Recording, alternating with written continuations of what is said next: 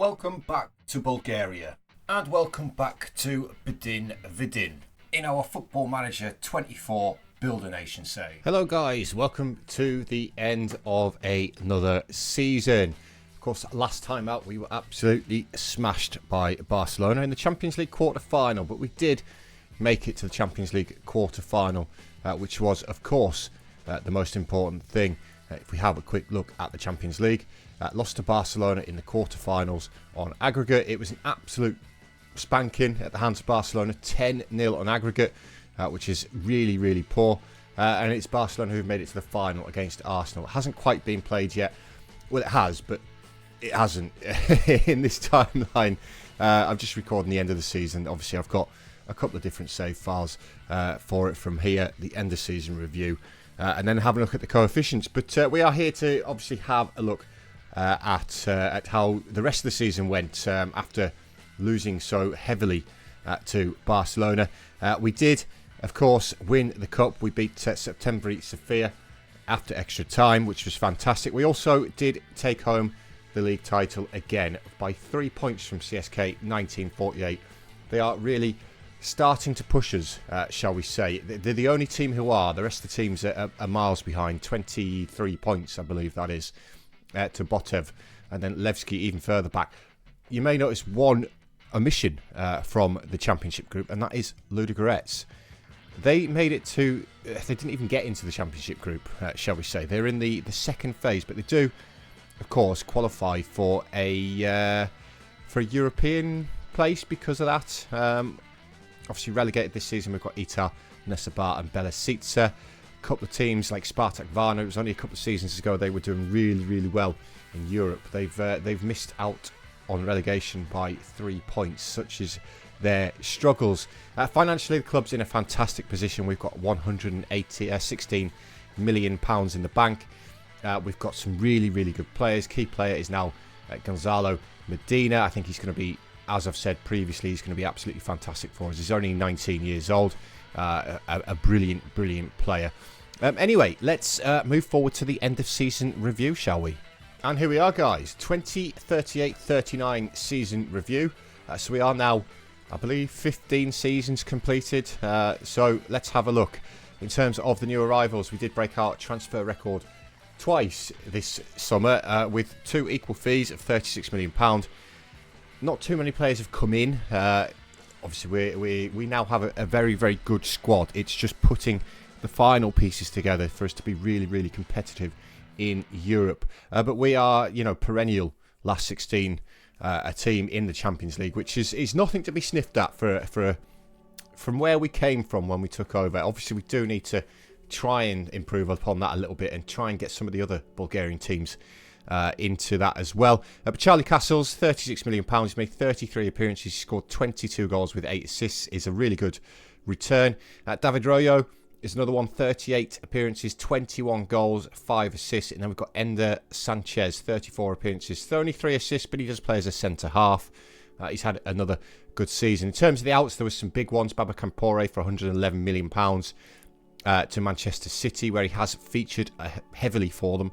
Shall we say, a very, very good player. I think £111 million from though is it's good going.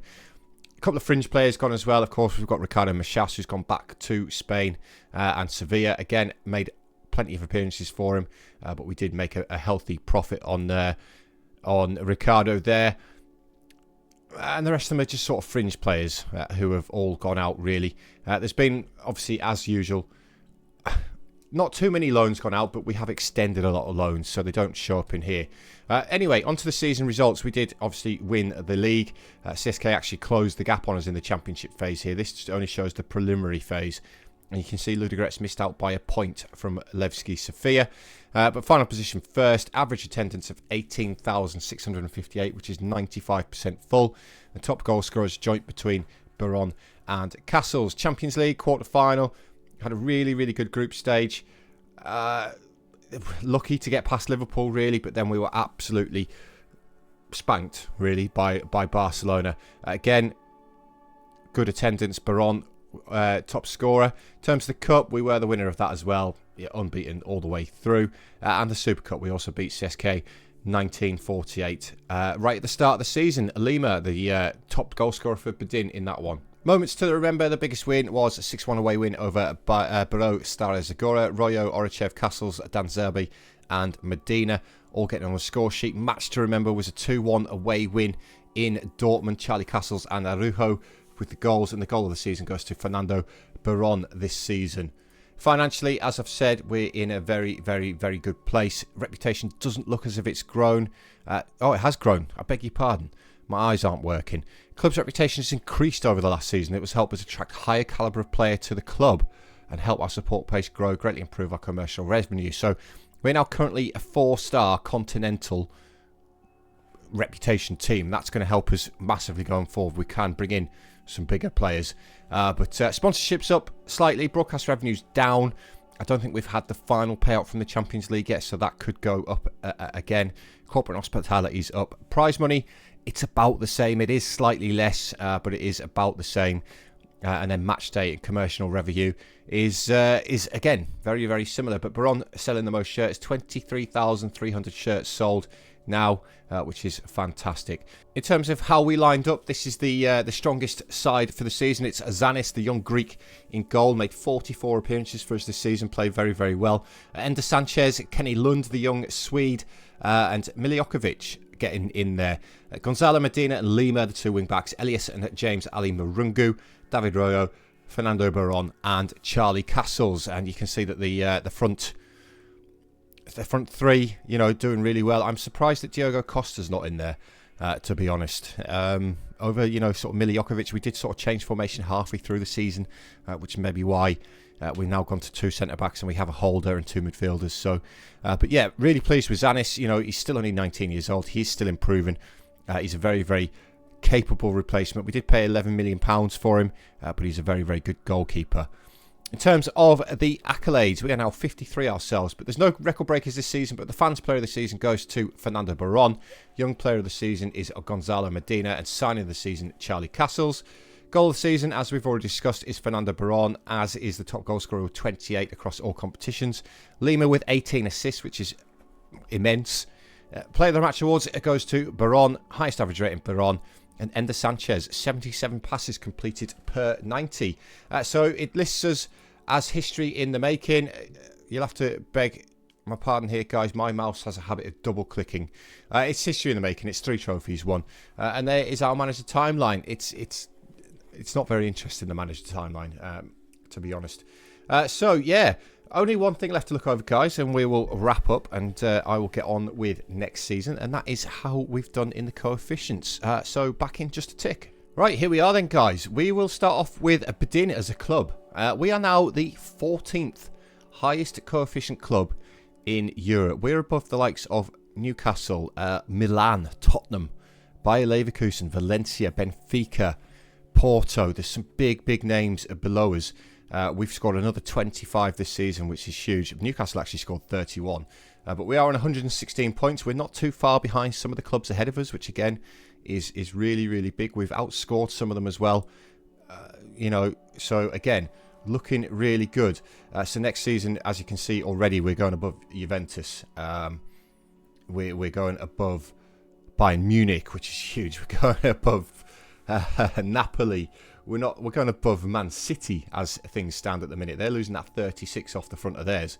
We're losing a 22, so 14-point swing there for Man City. Of course, depending on what all the teams score next season. But that is something that is really helpful for the revenue. We're now up to 19th over the 10-year thing, which is used for revenue. Title points, obviously, we're not getting any points for title, but we're up to 199. In 19th place. We've had another fantastic season, and we need to continue these going forward. Again, there's potential for us to move higher up the list, which would be absolutely fantastic financially for the club. In terms of the nation of Bulgaria, we are in 7th position. I believe these have already ticked over. I don't think we've overtaken anybody. I could be wrong there though, guys. But we have scored 18.1 as a nation this season, which is the 4th highest in Europe. behind, obviously, the big three at the top, which is fantastic. We have outscored all of the nations that we're chasing. Big outscore of Portugal. And in fact, looking at next season, 40, 41.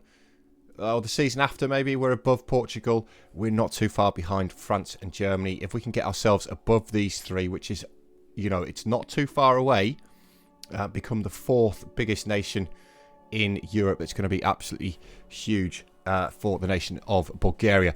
And we are getting there, guys. We are definitely getting there.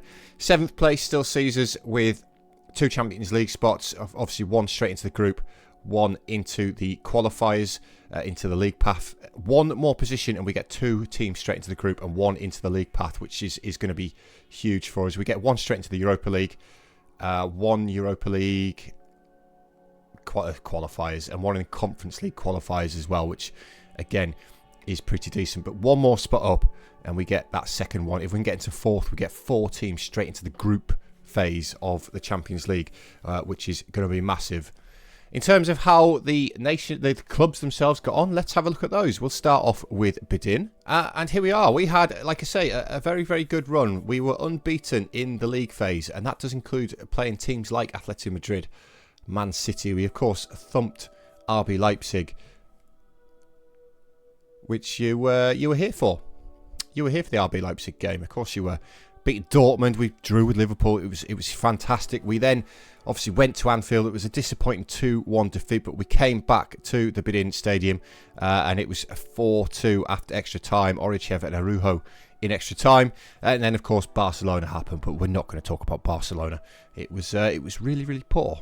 In terms of CSK 1948 Champions League qualifiers, a 3-0 win against Besiktas, a 2-1 loss, so 4-2 on aggregate. They did get through to face off against RB Leipzig. Unfortunately, they were knocked out of that, which put them into the Europa League phase.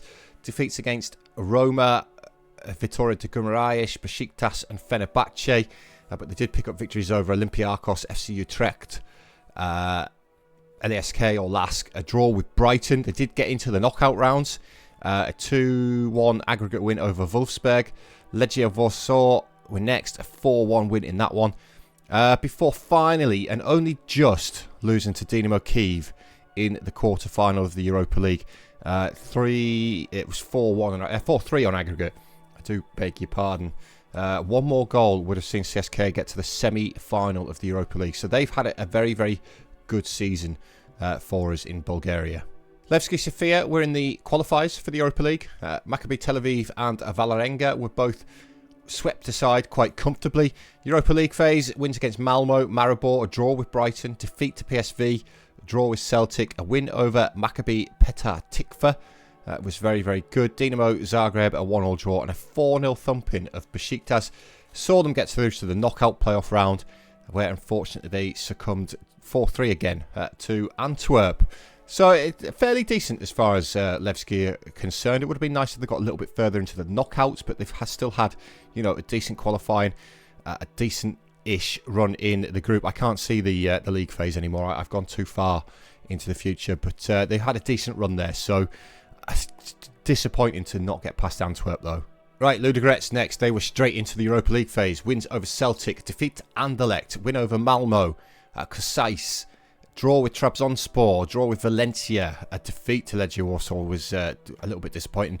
A draw with Firenze as well. Saw them get through to the knockout round where they again swept aside Celtic. It was actually 3-2 on aggregate. It wasn't as much of a sweep aside as I make it out to be. Unfortunately, we're quite comfortably knocked out in the end by Valencia. But round of 16 is another good run for a Bulgarian club in Europe. And finally, we have Baro Stara Zagora in the Conference League. Wins over Hearts and Panathinaikos saw them qualify for the league phase. Only 6 games in the league phase, though, of the Conference League. But wins over IFK Gothenburg. Draw with Karabag. A win over Feyenoord, which is really important. Draw with Brøndby. Draw with Vålerenga. And unfortunately, a defeat to Hajduk Split. They were drawn against Hajduk Split in the knockout round, where, again, they were beaten. But they've made it to the knockouts of a European competition, which, as I said, is absolutely fantastic. It's only going to grow the reputation of Baro as well, which is, you know, he can see it's at 3 stars. We're only at 4 stars, and we're getting to Champions League round of 16 every season. So that's pretty good. You know, Levski, I imagine, have got... they're only 3-star. Ludogorets must be higher. No, only 3-star. That's a little bit... I thought it would have been higher than that. CSK Sofia, 1948 at 3.5-star, though. So they're only half a star behind us. And if these guys can start bringing the finances in, which you can sort of see that they are a little bit... maybe not Ludogorets because they've had not the best of seasons. They are massively over their wage budget as well. But Barreau, you know, there's money in the bank. It's not massive amounts, but there's money in the bank. And if we can sort the loan farm out, continue to grow it, who knows? Who knows where we can go as a nation? But we need to beat those 3 nations just ahead of us. And that is one of the aims for the upcoming seasons. That's going to wrap this season up, though, guys. We've had a great Champions League run. It's disappointing the way it ended against Barcelona with a 10-0 aggregate defeat, but they are probably the best team in the world. Let's have a look and see if they did win it. They won it on penalties over Arsenal, 7-6 on penalties. But Anton Reinhardt, who did a lot of the damage to us, is a fantastic player. I did have a look at it when he was at Eintracht Frankfurt, but we weren't quite at the level that he wanted to come and play for us. But he's immense. He's absolutely immense. 20 and 26 overall for the club this season, and he's scoring 11 and 14 for Germany as well. 33 and 48 caps for Germany. Is one hell of a player. Adebiega is another one who is, still fantastic. He is now 30. He's never been good in the air, but we're going to start to see his pace trail off. I'm disappointed that we only got 2.3 million for him, but he's had a good career. So, guys, that is going to wrap us up. We'll be back next season. I'll probably do the same as I have done for the last couple of seasons, where I play through the group phase of the Champions League, because we're getting through it now quite easily. Unless there's a big match comes up in that, we'll probably play through it and go straight to the draw for whether it's the playoff or the round of 16, depending on how well we do. But thank you very much, guys, as always, for watching. I'm trying to get the episodes out as quickly as I can. Obviously, my time is fairly limited at the minute, but I'm doing my best. But yeah, guys, thanks for watching, and I'll see you all in the next episode. So until then, cheers, guys.